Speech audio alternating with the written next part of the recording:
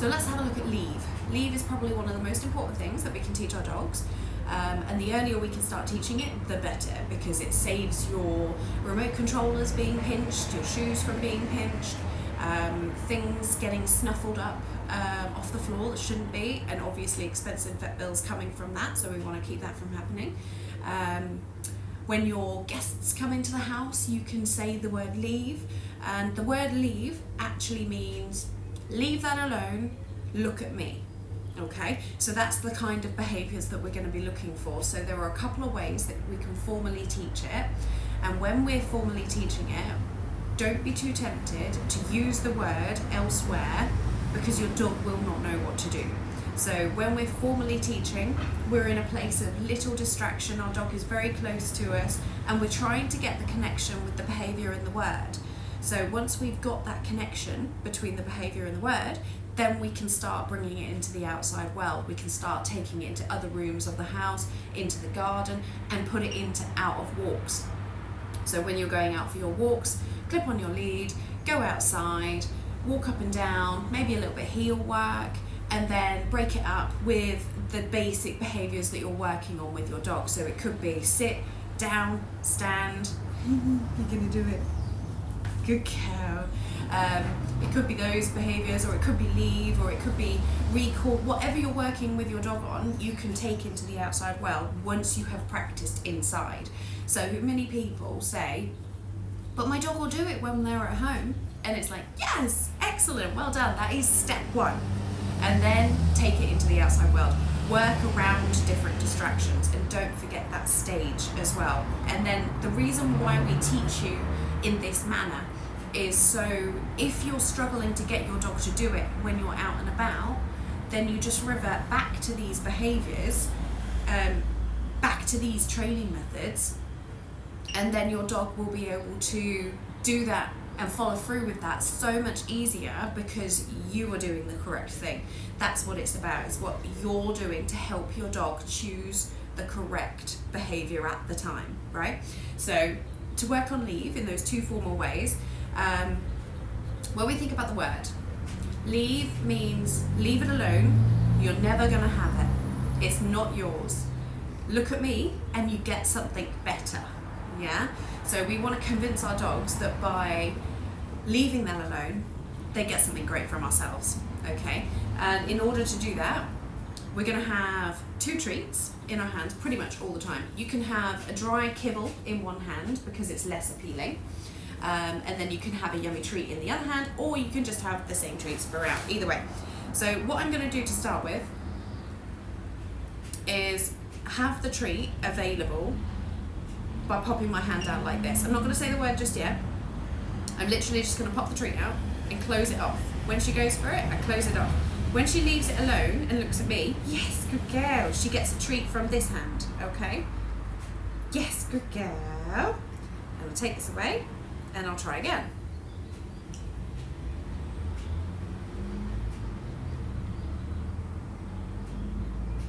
It's not right. Yes, good girl, well done.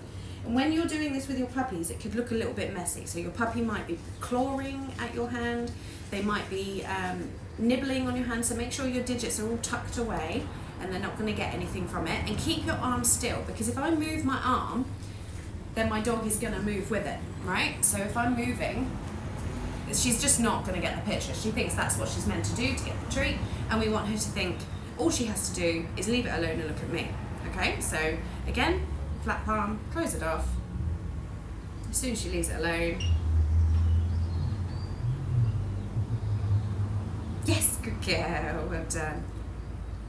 And again, flat palm, close it off. Yes, good girl, well done. So she starts getting the concept quite quickly. Flat palm, close it off. Yes, good girl, well done. So now she knows that when I do that, she needs to look at me. So we can make it slightly harder by reopening the hand, okay? So I'm gonna flat palm, close it off. When she looks at me, open again, close it off, open again. Yes, good girl. For not moving towards the treat, she gets one, okay? So flat palm, close it off. Yes, good girl.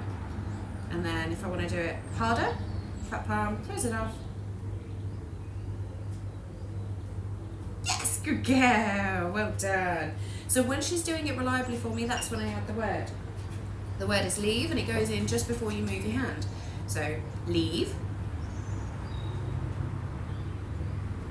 Yes, good girl. That was a little bit too long for my liking, so we'll try again. Leave. Yes, good girl. Well done. Okay, so you still have your original treat in that hand, right?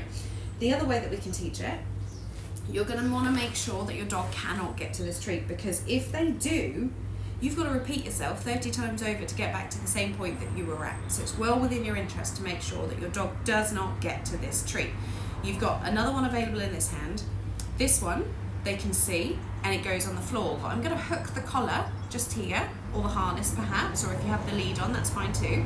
And then I'm going to place the treat here. And then she might try and go for it. See if I can encourage her a little bit. So if she tries to go for it, yes, good girl. We just hold them back, and then when they give up trying to get to this, to a point where you can let go of the collar, yes, good girl, then they get a treat from you, and you can pick this one up quite calmly. Yeah, if you've got to go, whoa, then maybe they weren't quite ready. Okay, so again, hook of the collar to make sure they're not going anywhere, and then I'm going to entice her into this a little bit for you. There we go. Right, so she wants that one.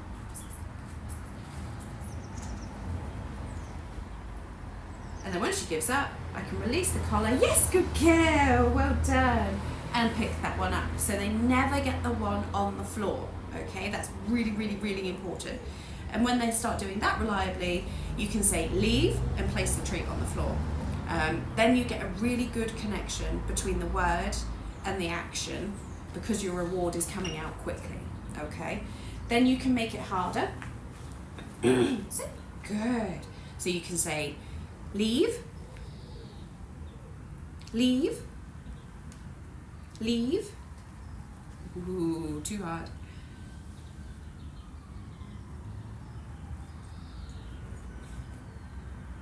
Leave it. When she looks at me. Leave it.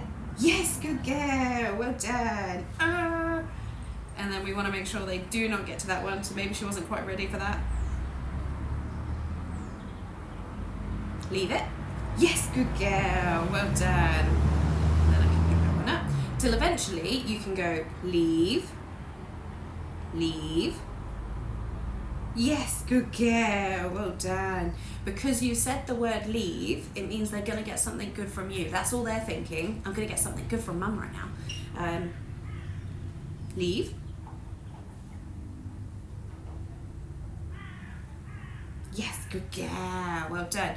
And then once you've got to this kind of point, you can think about maybe flicking something off the countertops or dropping it like this. So I'll get my treat ready to go, and then I'm going to go, what's this? Sit. Good. Leave. Yes, good girl, well done, good girl. So you can mimic real life as well as you're doing it. So what other situations have you come across where leave might be really handy? You can say, ready, Roxy, ready, leave. Leave it. Yes, good girl, well done. Okay, so we can apply it to real life situations as we go on, but it's really, really, really important that when you say the word leave, that they're able to follow through with that. So if you say it and they manage to get the item, then just go back a step, go back to basics, go back to this level and practice again, reaffirm that word, make sure it's really strong, and then you can put it back into the big outside world as you're going. Okay, so give it a go.